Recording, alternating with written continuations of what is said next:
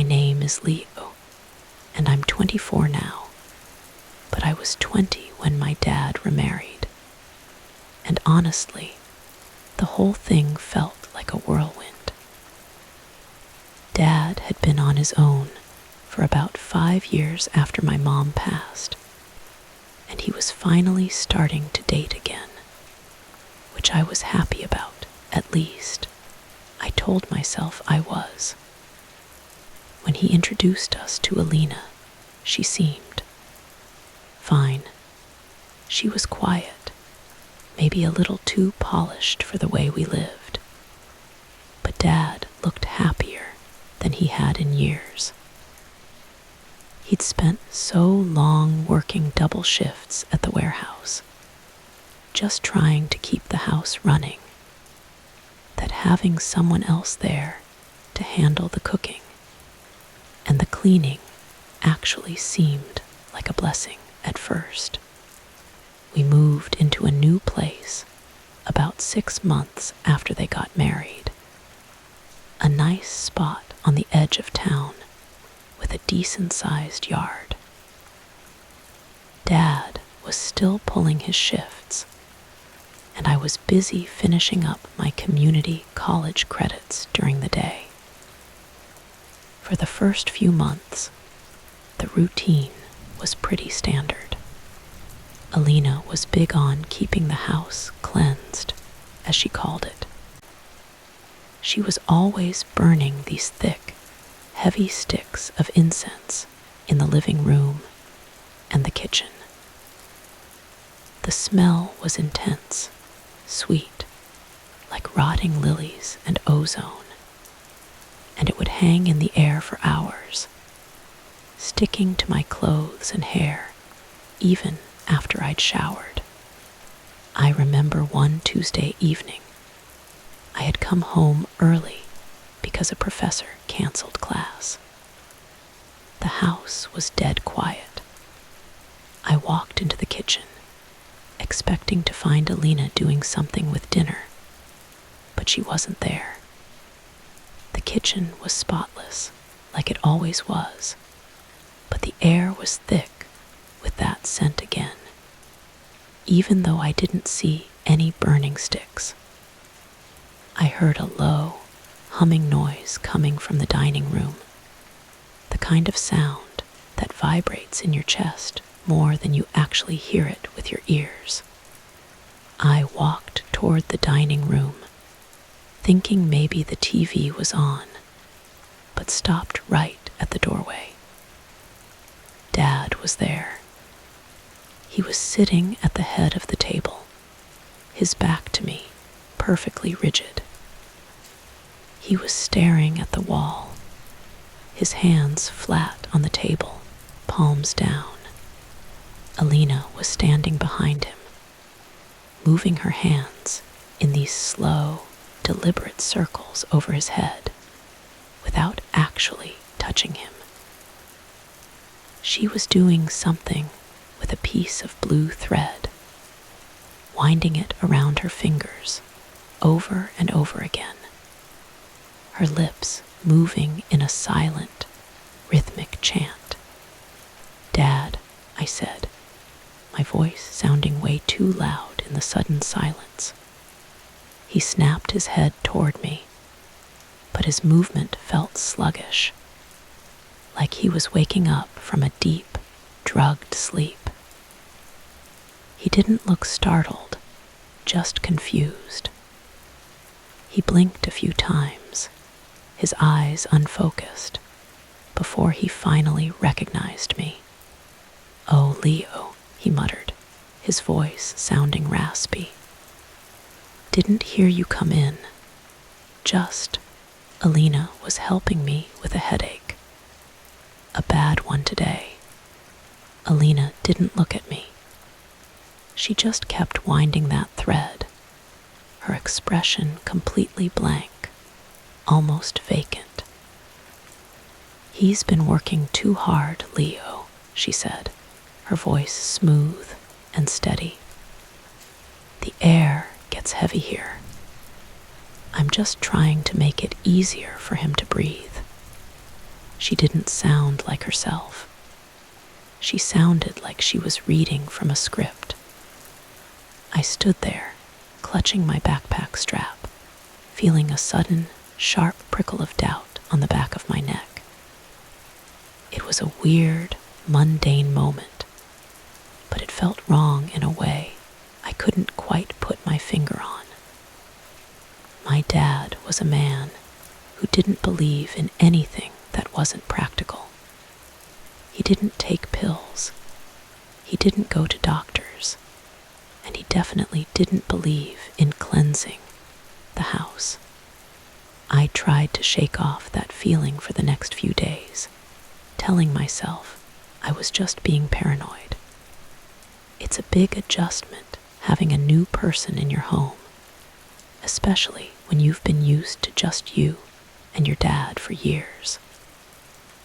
I started paying more attention, though. I realized that my dad's behavior was changing in these small, almost invisible increments.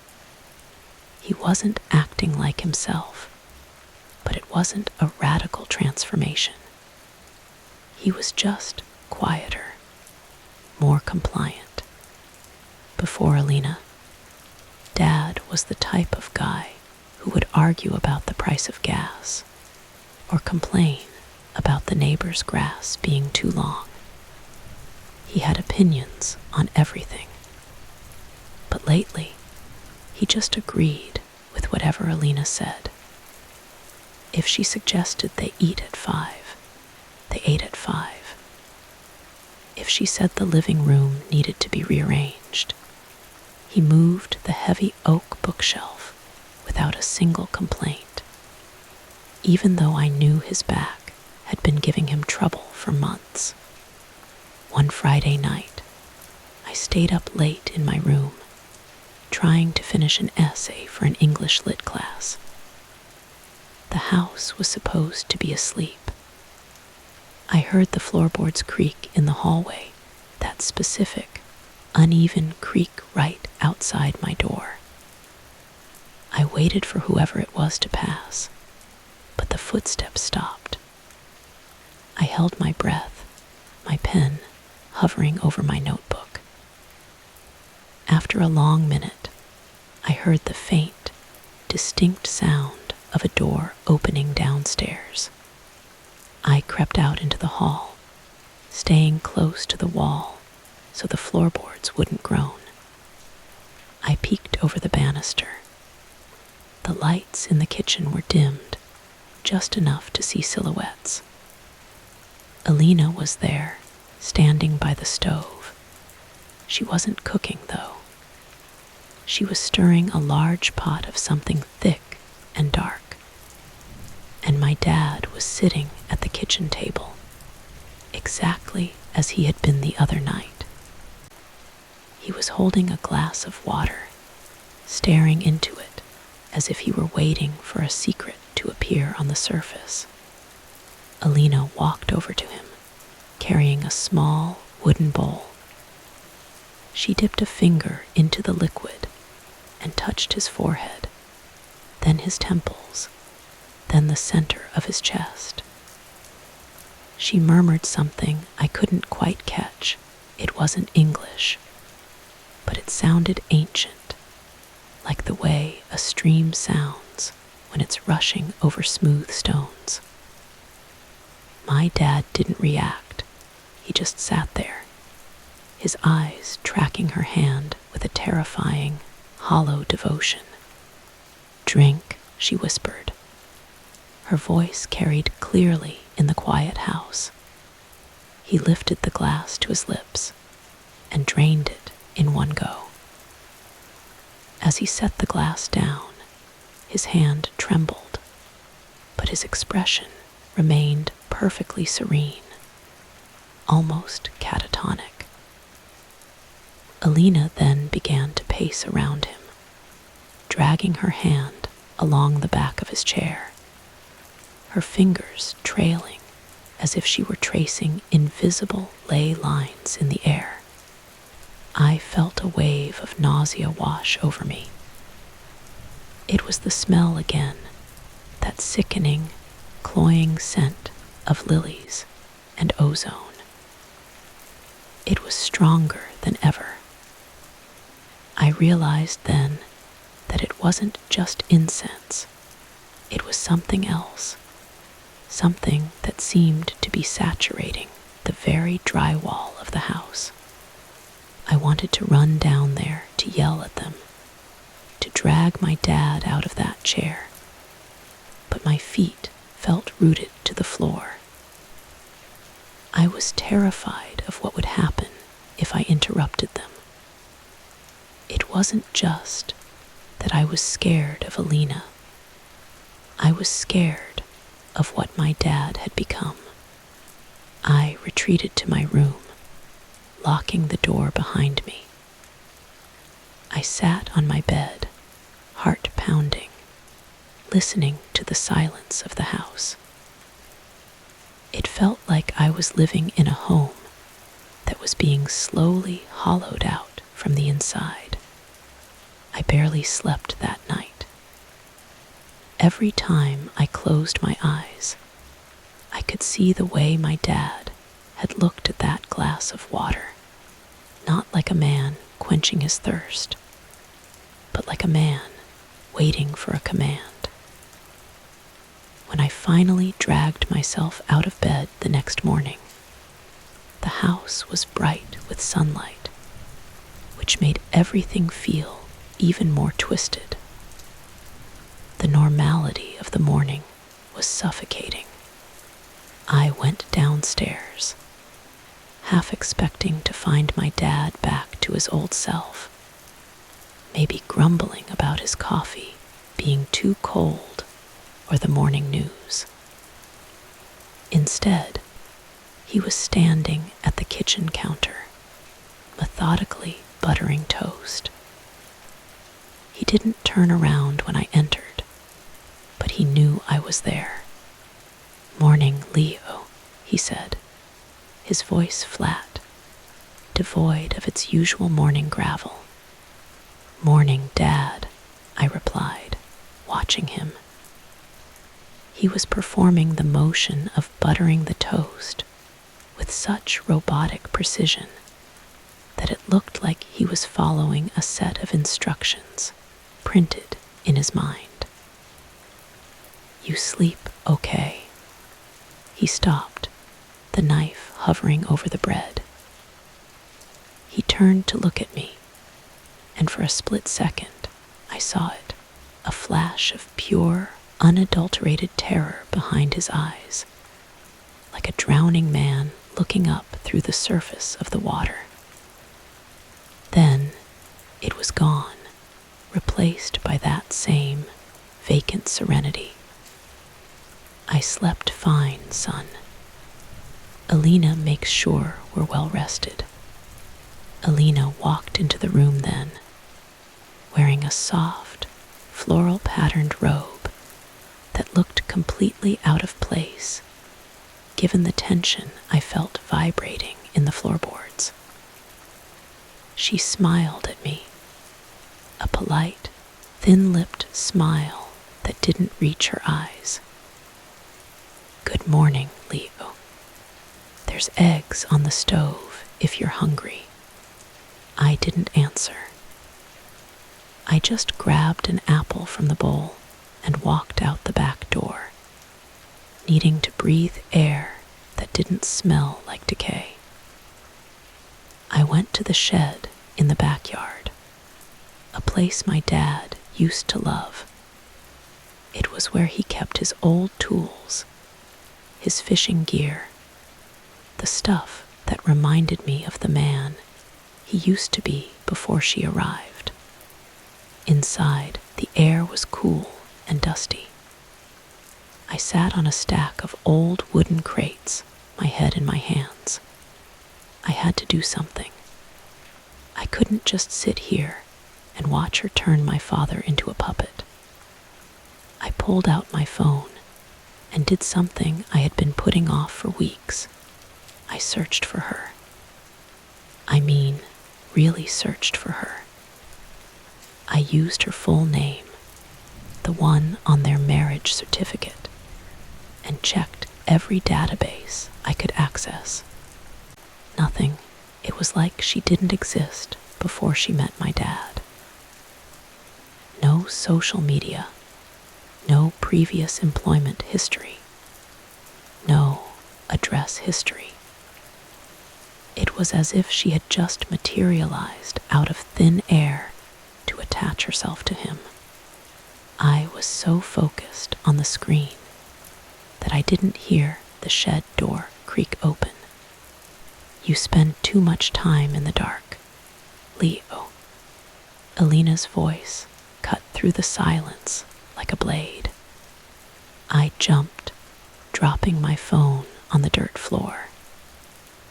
She was standing in the doorway, blocking the sunlight. She wasn't looking at me with anger.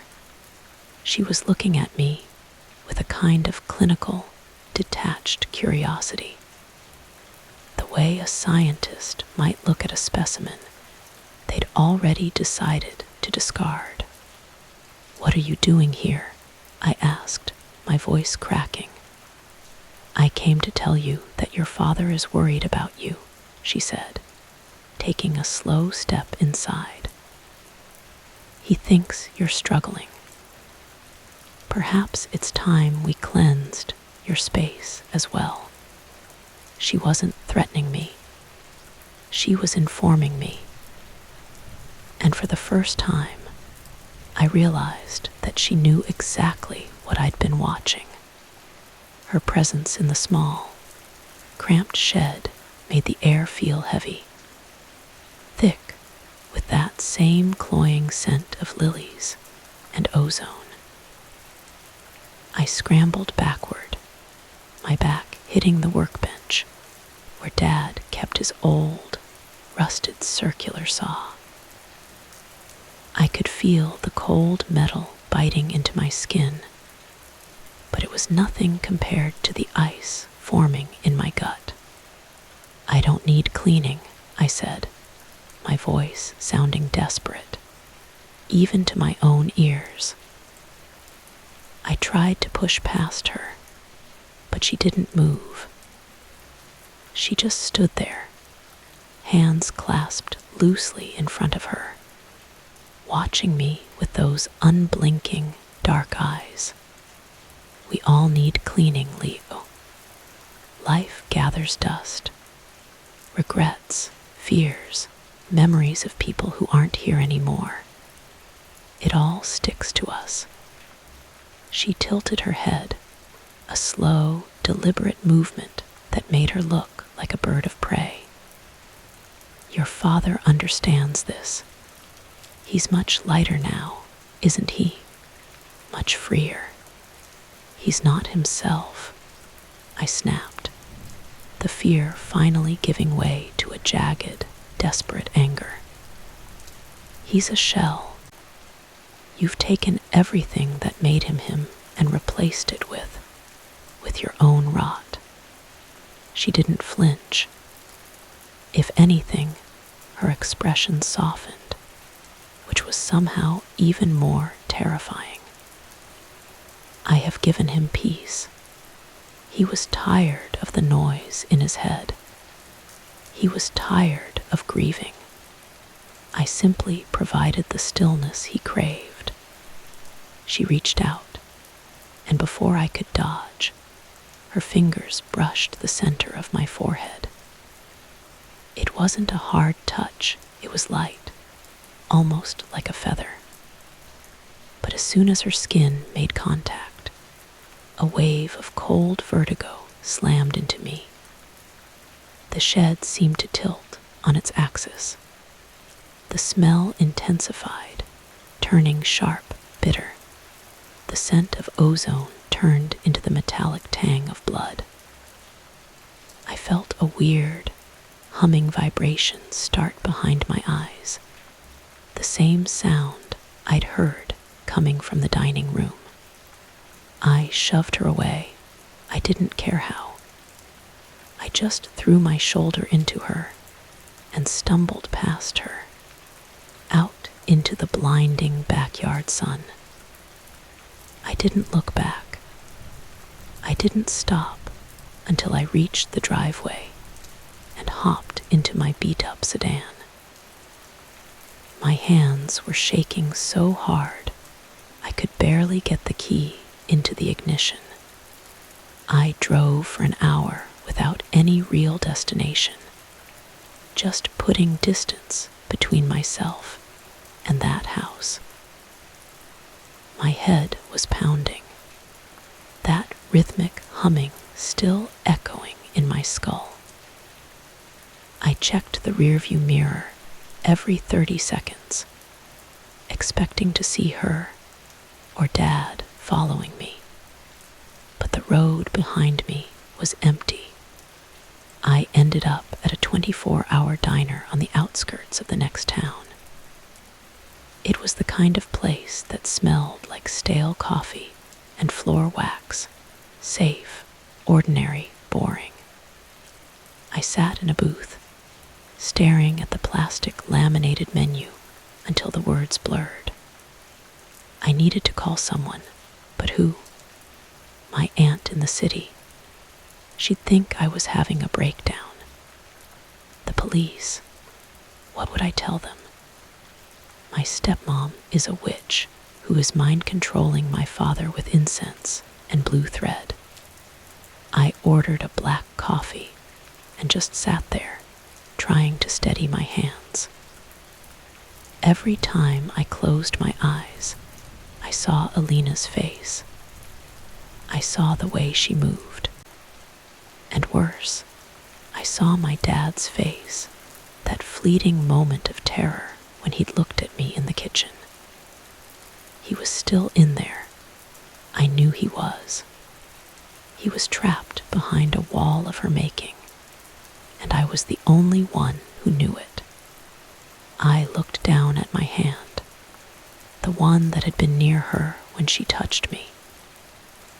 There was a faint, bluish stain on my skin, like ink that wouldn't wash off.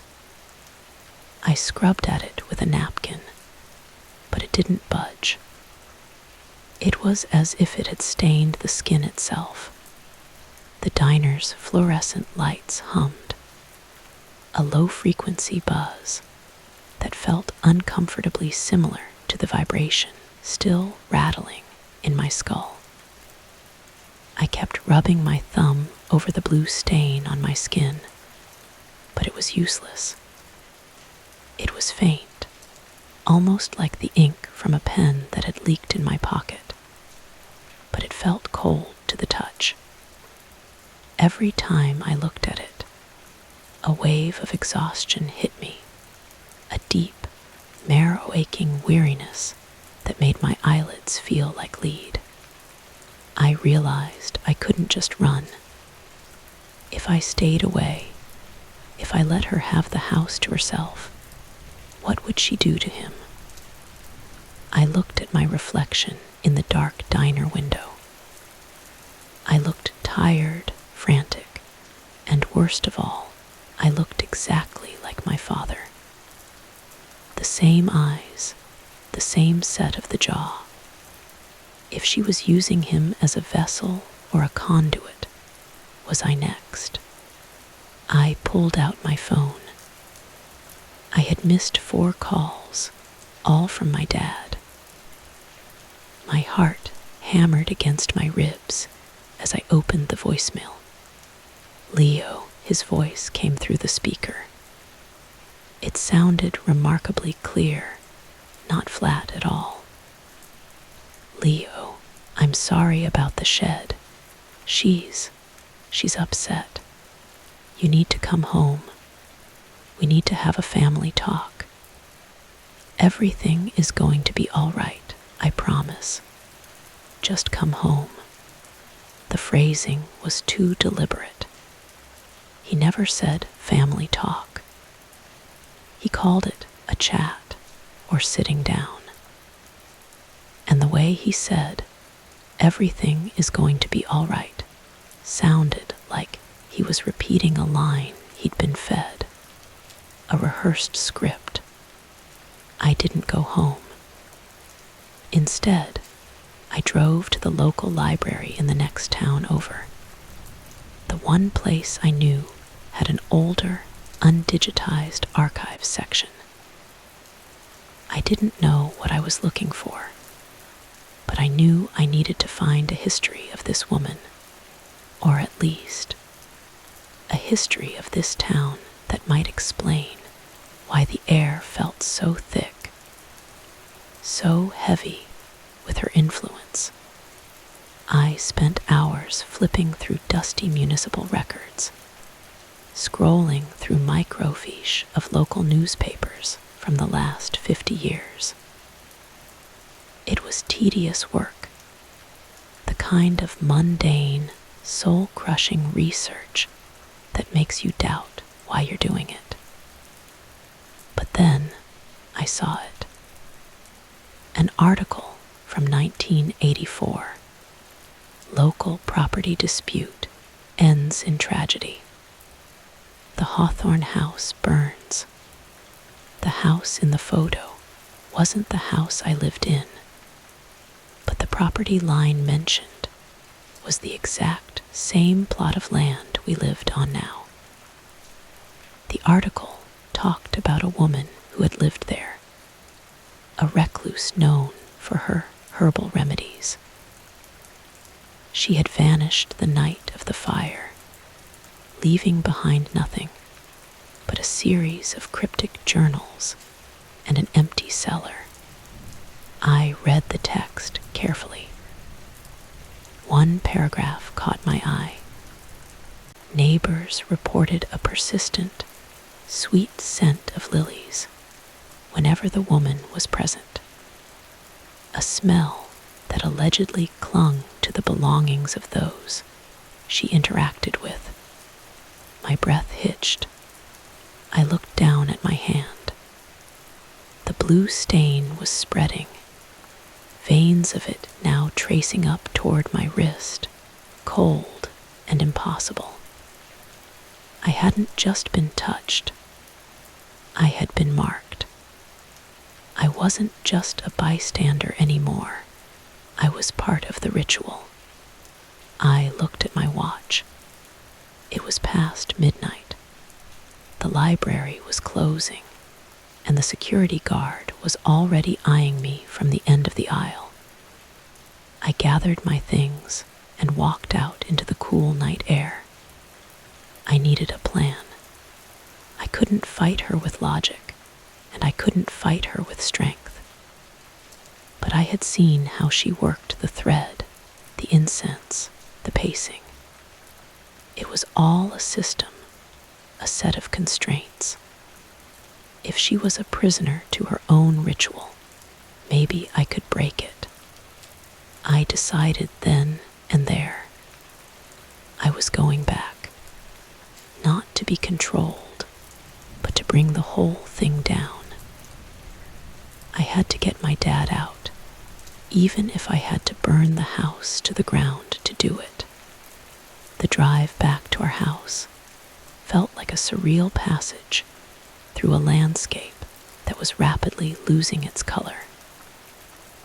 The streetlights seemed dimmer than usual, their hum vibrating in sync with that persistent, rhythmic pulse still echoing behind my eyes. I kept my foot pressed hard against the accelerator, desperate to get there before the internal compulsion, that heavy, sludge-like fatigue, could take hold of me again. I had to reach him before I lost the clarity I had gained in the library archives. When I finally pulled into the driveway, the house was dark, except for a single, warm glow emanating from the kitchen window. It was the color of a dying candle flame. I killed the engine and sat there for a long moment, watching the house. It looked so ordinary, so perfectly suburban and harmless. From the outside, you'd never guess there was a woman inside who had been drawing power from this ground for decades. I didn't use the front door. I knew if I walked through the front, she'd be waiting. I went around the back, toward the garden, the same garden where I'd found the dog's collar buried in the flower bed months ago. The soil was still turned over, a dark, rich patch that looked like a scar on the lawn. I crept toward the back porch, my movements heavy and stiff, as if the air itself was trying to push me back. The smell of rotting lilies was overwhelming, so thick it coated the back of my throat, making me want to gag. I reached into my pocket. I had picked up a heavy-duty flashlight and a lighter from a convenience store on the way back. It wasn't much of a weapon, but it was enough to start a fire if I needed to break the cycle. I peeked through the crack in the heavy drapes of the kitchen window. They were both there. Dad was seated at the table, his eyes fixed on a bowl of smoldering, dark powder, the source of that suffocating incense. Alina was pacing around him, just as she had before, but her movements were faster now, more frantic. She was holding a long, continuous strand of blue thread, weaving it in intricate patterns through the air around my father's head. "Almost finished," she whispered. Her voice was thin, strained. "The binding is almost complete. Your resistance is a whisper now, Arthur. Just let go." My father didn't speak. He just sat there, his head lolling slightly to the side, his breath coming in shallow, labored gasps. He looked like he was being slowly drained, his vitality literally being siphoned off by the rhythm of her pacing. I realized then that she wasn't just controlling him, she was feeding on him. The house, the land, the ritual, it was all a machine, and my dad was the fuel. If I didn't interrupt this right now, he wouldn't just be a shell, he would be empty. I stood up, gripping the flashlight like a club. I didn't care about stealth anymore. I smashed my shoulder into the back door, the wood splintering with a sound like a gunshot in the quiet night. I stumbled into the kitchen, the sudden intrusion of cold night air hitting the heavy, stagnant atmosphere of the room like a physical shock. Alina spun around, her eyes widening. For the first time, she didn't look calm. She looked shocked, her composure shattering instantly. My dad just blinked, looking toward me with a slow, confused sort of recognition, as if I were a dream he was struggling to wake from. "Get away from him," I roared, the sound tearing out of my throat before I even realized I'd shouted. Alina didn't scream. She didn't cower. She just dropped the blue thread, and it didn't fall to the floor. It seemed to hang in the air for a heartbeat, vibrating, before it vanished into thin air like smoke. She stood between me and my father, her posture shifting from that detached, clinical grace into something far more predatory. Her spine seemed to arch, her head tilting at an angle that looked physically impossible. "You have no idea what you're unraveling, Leo," she said, her voice dropping an octave, losing its human polish and sounding instead like grinding gravel. He was nearly at peace. If you disrupt the circuit now, you will kill him. You're the one killing him.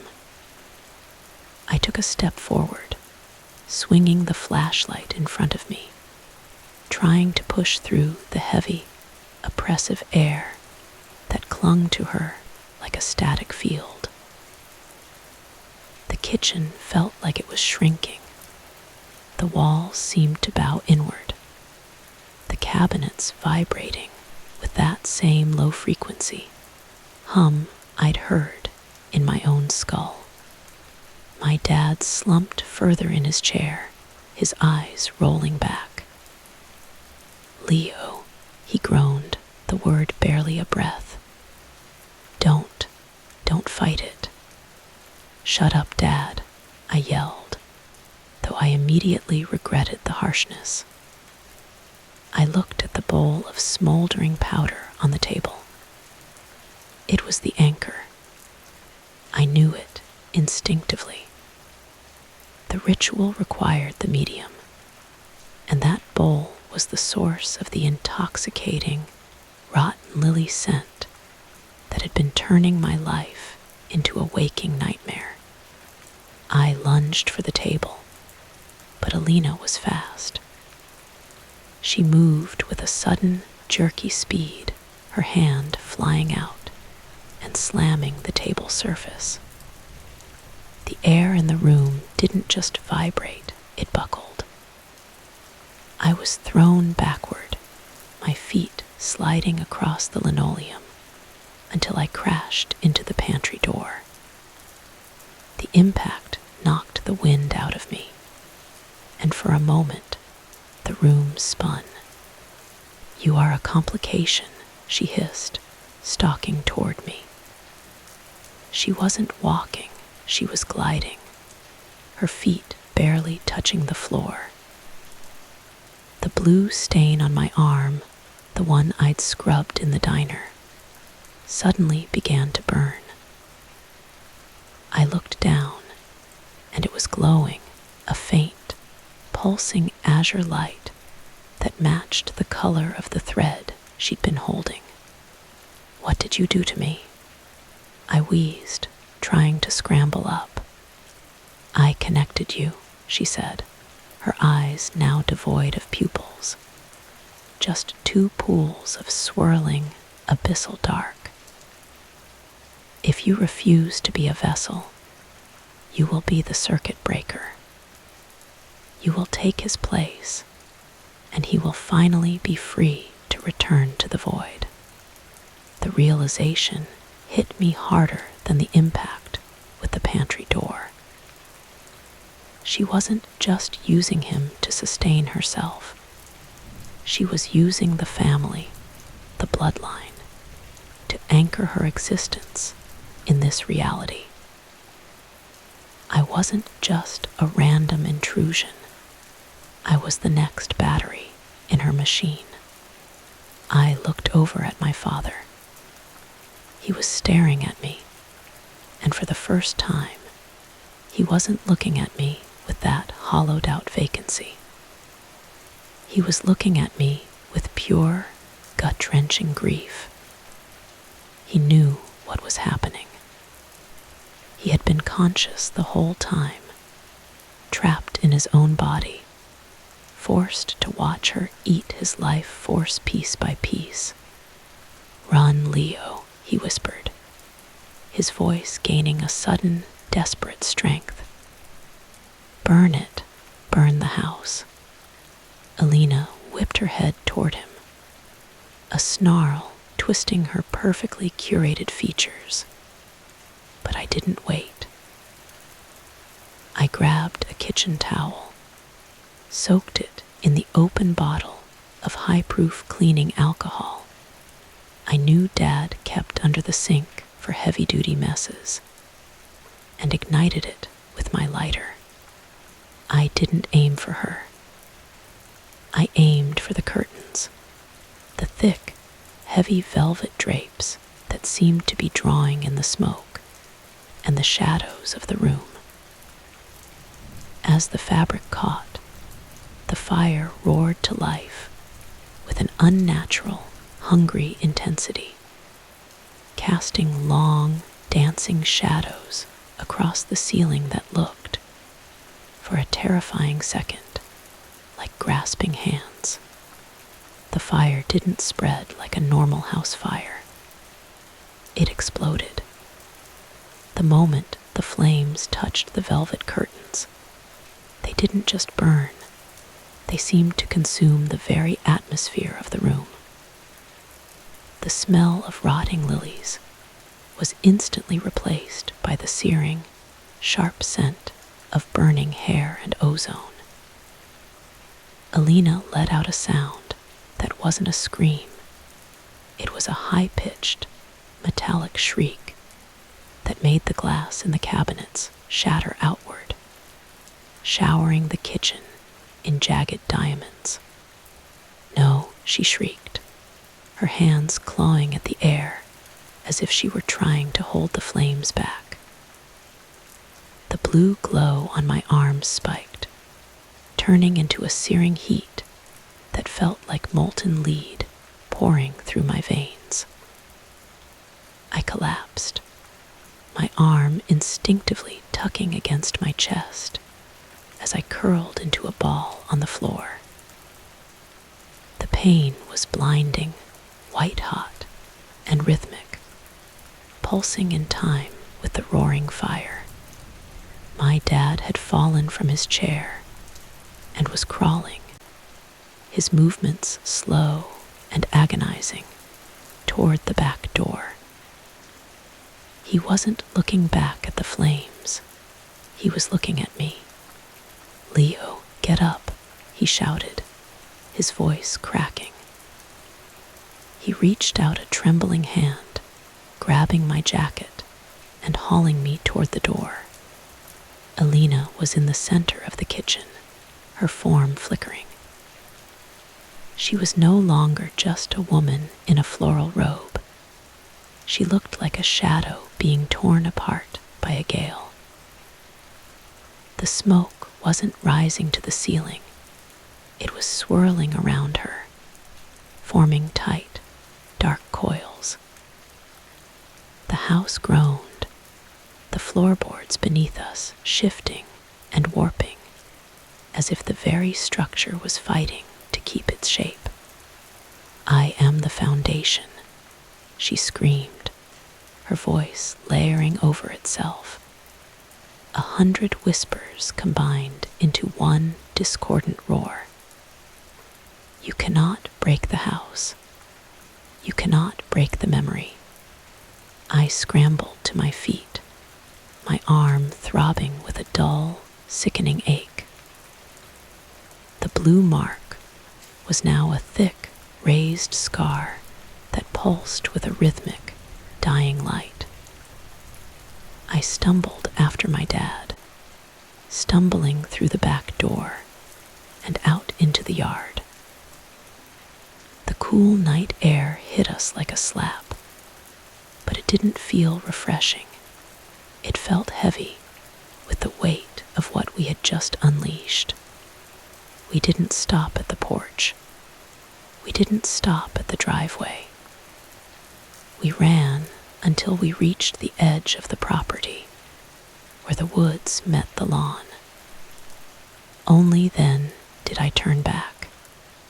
The kitchen window was a furnace of violet-tinged flame. I watched, mesmerized, as the fire crept upward, devouring the second floor. But it wasn't just burning wood. It looked as if the house were exhaling. Black, oily ribbons of smoke were pouring out of the windows and doors, coalescing into shapes that lingered for a second in the air before dissipating. "Is she?" my dad began, his breath coming in ragged, painful gasps. He was leaning against a tree, his skin deathly pale, his eyes wide and unfocused. "Is she gone, Leo?" I looked at my arm. The blue glow was fading, replaced by a jagged, angry-looking burn. "I don't know," I said, my voice barely a whisper. "But the house is gone. The connection. It has to be broken." The neighbors' lights were flicking on up and down the street. I could hear the distant, growing siren of a fire truck approaching. We were two bedraggled, soot-stained figures standing at the edge of the woods, watching our lives incinerate. I looked at my dad, really looked at him, and saw the spark of recognition return to his eyes. He was back, but he looked aged by 10 years, his hair thinner, his face gaunt. "Leo," he said, his voice trembling as he reached out and grabbed my shoulder. "What did we do? What did she make us do?" I didn't have an answer. I just watched the roof of the house buckle and collapse into the center of the inferno, sending a shower of sparks into the night sky that looked, for one final horrific second, like a swarm of dark, winged things taking flight into the trees.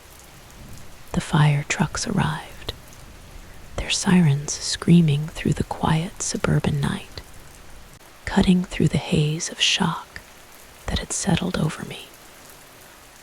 Blue and red lights danced across our faces, making my dad look like a specter, and the burning wreckage of our home look like a portal to something foul. We were surrounded by activity, firefighters shouting, hoses snaking across the lawn, neighbors standing on their porches in pajamas, whispering and pointing. "Stay with me," an EMT said, gently guiding me toward the back of an ambulance. He was trying to check my arm, the one with the glowing mark that had finally gone dark, leaving behind a jagged, painful-looking scar. I pulled away instinctively. I couldn't let anyone look too closely at it. I didn't know what they'd see, or what they'd say if they saw something that wasn't supposed to be there. My dad was sitting in the back of another ambulance, covered in a thermal blanket. He looked so fragile. The stillness she had forced upon him had left a mark. He seemed to be holding himself together by sheer force of will, his hands shaking so violently he couldn't hold the cup of water they'd given him. I walked over to him, ignoring the EMT's protests. "Dad." He looked up. His eyes were clear, the hollow, vacant glaze finally gone, replaced by a deep, hollow exhaustion. "She's gone, isn't she, Leo?" he whispered, his voice so quiet I almost didn't hear it over the roar of the water hitting the burning house. "The house is gone," I said, trying to be careful. I didn't want to tell him what I'd seen in the smoke, or the way the fire had behaved. I didn't want to admit that I still felt a lingering, rhythmic thrumming in the back of my skull, a ghost of the connection she had tried to force. "We're safe now." He stared at the flames for a long time. "I remember bits of it," he said, his voice hitching. "Like a dream where I was underwater. She told me She told me she was giving me back my wife. She told me she was bringing your mom back, Leo. That's why I listened. That's why I stayed in that chair. My chest tightened. The cruelty of it was absolute. She hadn't just been feeding on him. She had been weaponizing his grief, using the one thing he couldn't let go of to anchor him to her ritual. She wasn't bringing her back, Dad, I said, my voice hard. She was just using you. I know that now, he whispered. But the smell, Leo, do you still smell it? I froze. I inhaled, testing the air. The smell of burning wood, wet insulation, and chemical foam was heavy. But underneath it, just at the edge of my senses, there was still that faint, sickeningly sweet scent of rotting lilies. No, I lied. It's just the smoke. He didn't argue. He just closed his eyes, leaning back against the ambulance interior. I stepped away, feeling a sudden, urgent need to get away from the lights, away from the prying eyes of the neighbors. I walked back toward the edge of the woods, where we had stood when the roof collapsed. The ground was dark, scorched, and silent. But as I stood there, I looked down at the spot where the blue thread had seemed to vanish into the air. The grass there was dead, withered in a perfect, small circle, as if something had been anchored to that exact spot. And in the center of the circle, lying in the dirt, was something I hadn't noticed before. I knelt down and picked it up. It was a heavy iron key, completely blackened by soot. It looked old, Victorian, the kind of key that would open a heavy cellar door or a forgotten trunk. As my fingers closed around the cold metal, a shock of pure, unadulterated cold shot up my arm, and for a fleeting second, I heard her voice, not in my ears, but inside my mind, clear as a bell. You didn't burn the foundation, Leo. You only burned the shell. The iron key felt like a block of ice against my palm, its coldness seeping into my marrow. I stood up, my breath hitching in my throat as I stared at the scorched ground. The voice, that distorted, multi-layered rasp, seemed to linger in the air like a stain. Even as the firefighters continued their work, only 100 yards away, I knew then that the fire hadn't been a victory. It had been a distraction. We had burned the house, the physical vessel for her influence, but she hadn't been in the house. She had been the house, and the foundation, the deep, dark roots she had sunk into this land, were still there, waiting. I slipped the key into my pocket, my heart thudding against my ribs like a trapped bird. I walked back toward the ambulance, where my dad was being checked by the paramedics. He looked older, tired, and profoundly broken, but he was alive. And for now, that had to be enough. We left that night in the back of a police cruiser, heading toward a hotel in the next county over. The house was declared a total loss, and the official report would blame a faulty wire in the kitchen.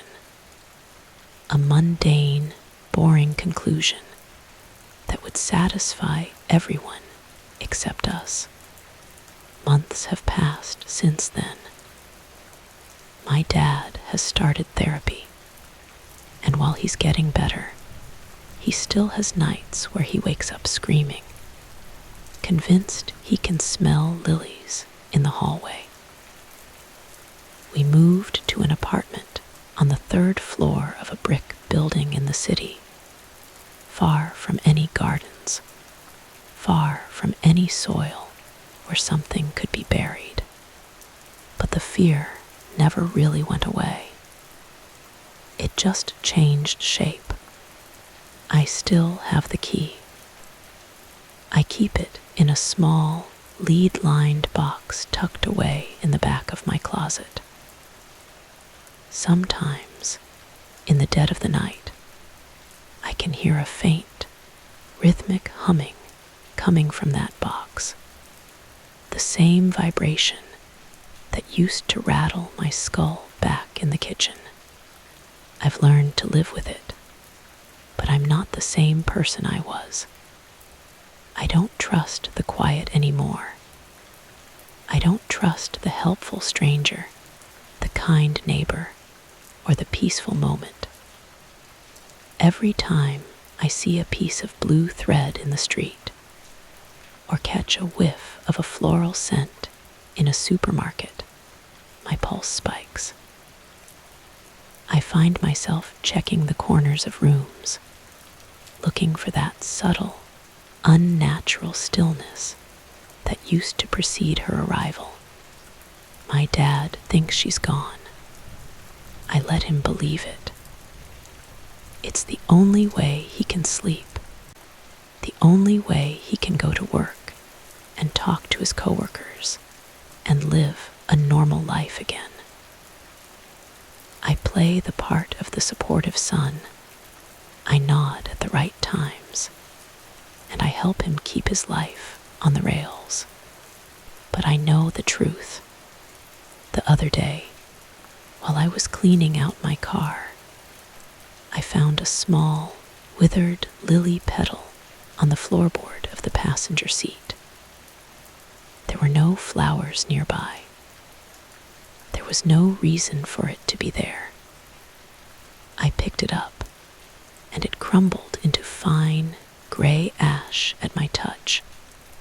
I stood there in the parking lot, the wind whistling around me, and realized that she hadn't just been a person.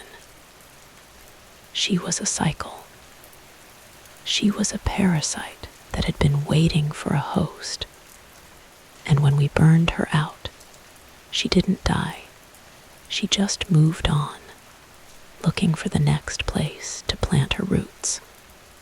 I reached into my pocket and felt the cold, hard weight of the iron key. I didn't take it out. I just walked toward my front door, checking the locks twice, and tried to ignore the fact that the hallway smelled, just for a split second, like ozone and rot. I am not the victim anymore. I am the witness. And as long as I have the key, I am the keeper of the secret. I just hope that one day I have the courage to do what really needs to be done with it. Until then, I'll keep the door locked, and I'll keep listening for the humming.